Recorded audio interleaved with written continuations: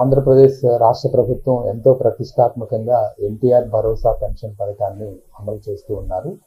దీనిలో భాగంగా మొట్టమొదటిగా జూలై నెలలో పెంచిన మొత్తాన్ని పెన్షన్దారులందరికీ పంపిణీ చేయడం జరిగింది.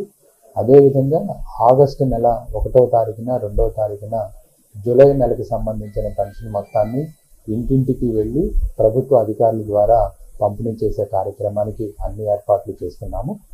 జూలై నెలకు సంబంధించి సుమారుగా 3,11,535 పెన్షన్లు మన జిల్లాకి మంజూరు కావటం జరిగింది. దీనికి సంబంధించి 131,68,60,000 రూపాయల బడ్జెట్ను కూడా కేటాయించడం జరిగింది.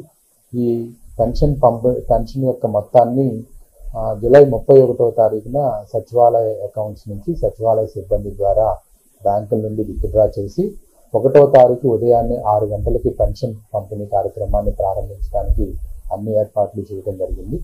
గతంలోలా కాకుండా పెన్షన్ పంపిణీ అనేది కేవలం 2 రోజుల్లో పూర్తి చేయాలనేది ప్రభుత్వం యొక్క ఆదేశం. 1వ తారీఖు 2వ తారీఖున ఈ 100% పెన్షన్దారులందరికీ పెన్షన్ పంపిణీ చేయడానికి అన్ని ఏర్పాట్లు చేశాము. ఎవరైనా కొంతమంది దూర ప్రాంతాల్లో నివాసం ఉంటున్నట్టే వాళ్ళందరూ కూడా ఈ విషయం తెలుసుకొని 1వ తారీఖున మీ గ్రామానికి వచ్చి మీ ఇంటి దగ్గర ఉన్నట్లయితే పెన్షన్ పంపిణీ చేసే అధికారి మీ ఇంటికి వచ్చి మీ అందరికీ కూడా పెన్షన్ యొక్క మొత్తాన్ని అందించడం జరుగుతుంది. సో ఈ నెలలో మనం జూలై నెలకు సంబంధించి పెంచిన మొత్తం ఏదైతే ఉందో 3,000 రూపాయల నుంచి 4,000 రూపాయలకి పెంచడం జరిగిందో ఆ 4,000 రూపాయలు వారికి అందజేయడం జరుగుతుంది. దివ్యాంగులకైతే 6,000 రూపాయలు వాళ్ళకి అందజేయడం జరుగుతుంది.